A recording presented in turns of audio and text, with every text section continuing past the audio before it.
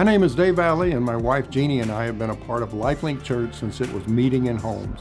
I met Sonia Weaver when I was running a small office for a Houston company, and she interviewed for a job we had. Now, my interview style was always very conversational, with the goal of having the candidate relax and talk so I could get a feel for their true self.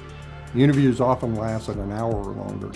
From my corporate training, I would never go into anything religious with the people I managed unless they asked me a direct question. Over my career, I conducted hundreds of interviews. Never before that day had I gotten into the subject of church or religious beliefs.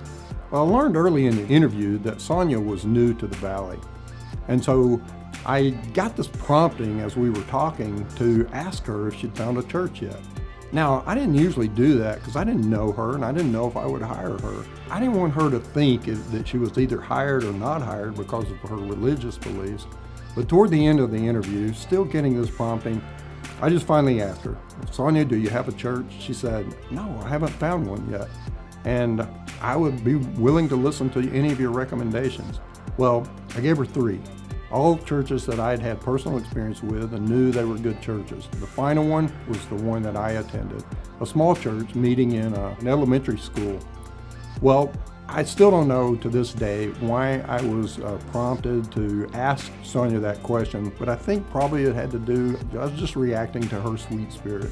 As it turns out, on the following Sunday, sure enough, Sonia and her mother, Glenetta, showed up at the church. I happened to be at the entryway when they came in, and so I greeted them and welcomed them, and they went into the service.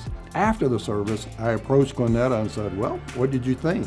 And she said, "This is great. I love it. This is going to be my home church." And they've been a part of LifeLink Church, the LifeLink Church family ever since. And they've been involved in a lot of things.